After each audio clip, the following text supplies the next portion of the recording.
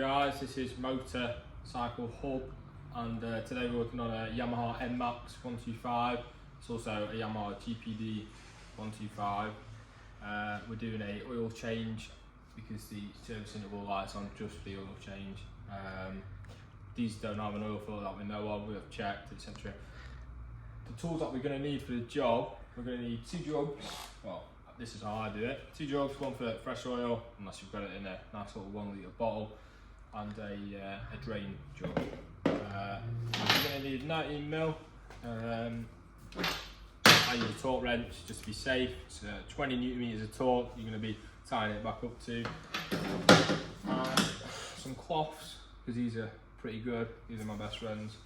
And I also have my other best friend, a bit of brake cleaner. So yeah, not many tools are needed for this operation, so let's get on with it.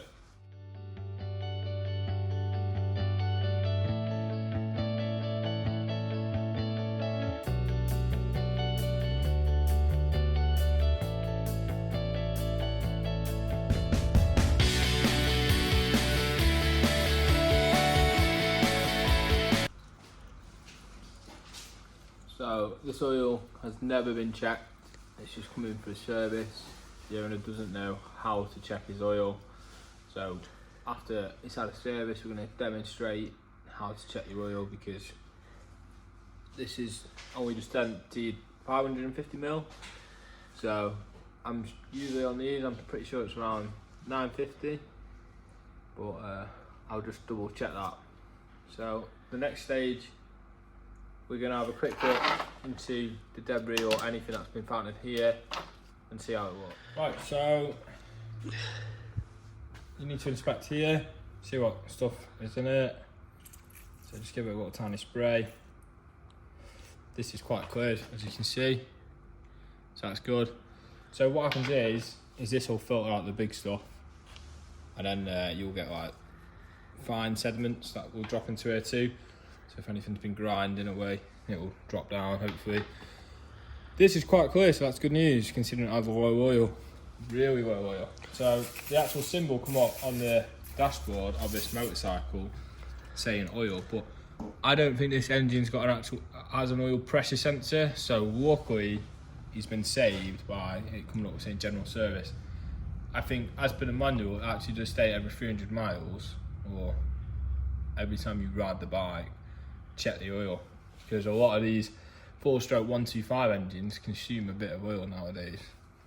So that's, with that all being cleared out, we're going to get it all ready to be put back in. So first things first is we're going to get the oil after we've checked and cleaned this out, just so when we tighten it up the seal's not dry and decides to not be very happy. Get some plug ready, and when you're installing this back in, you do actually have to compress it a bit, so it can actually be a fight if you're not very experienced in lining the thread up with the inner thread. So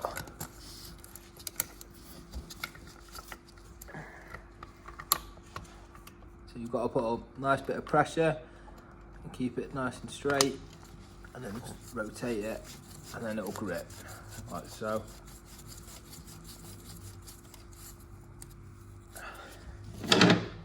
I'm just going to give it a slight nip for the time being, and I'm going to get the torque setting. As we torque it, you can't really go wrong there.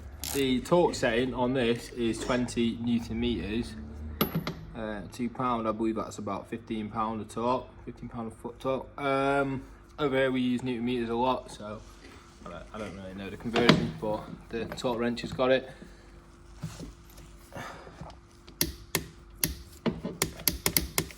So that is actually torqued up pretty good.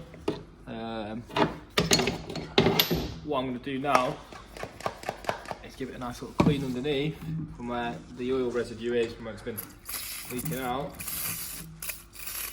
You can see it all dripping off. Just there, because we don't want it to get wet and then leak down onto the back wheel. It's never good for the rider having an oily tyre, is it? So today we're going to be filling up with Pucelin 10W40, semi-synthetic. The oil capacity is around 900 ml. So yeah, this is where the dipstick is located. So it's a bit tight, but I got it. Yeah. So before you start messing about, give us a little nice little wipe. Just put a dab of oil on that O-ring when we go to tighten it back up. I'm just going to give it a little wipe as well. So it's always nice. Oh, it does actually say as well on the dipstick, recommended 900 ml. So that's good. More Yamaha lube, but as long as it's 10W4 and it's got the right ingredients, it should be okay. So yeah, so I've got about a litre in my tub. Yeah, about 1,100 ml. So I'm just going to put around 850 in, 900, and then give it a double check. So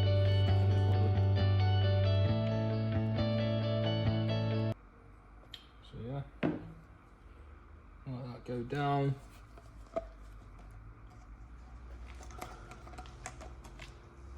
Like there.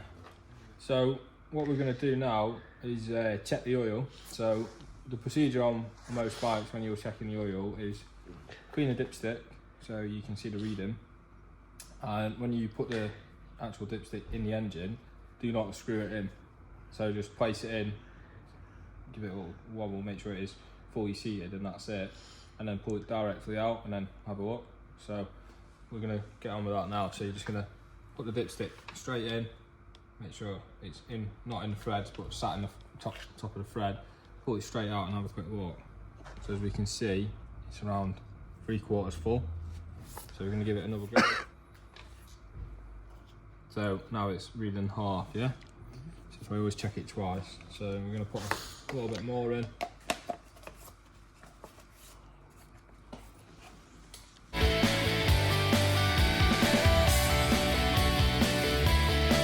So same procedure again.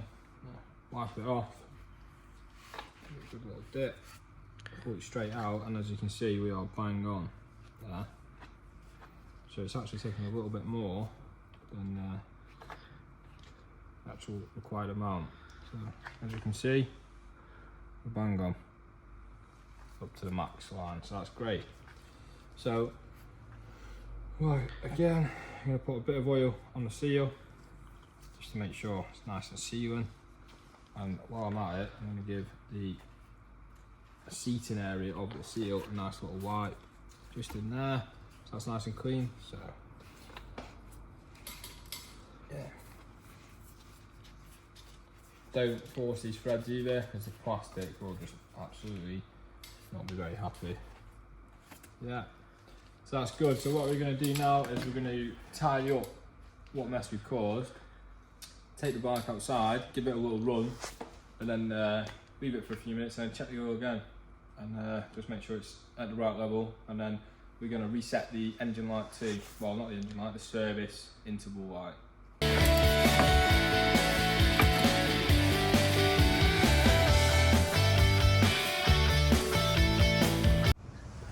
So on this GPD125 N-MAX, this is how we reset the service light. So we're going to turn the ignition on. We're going to do this boot up procedure.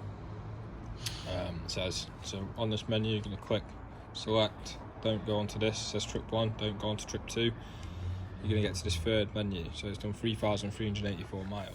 So it'll start flashing on the reset, and I'm just going to hold down the reset button.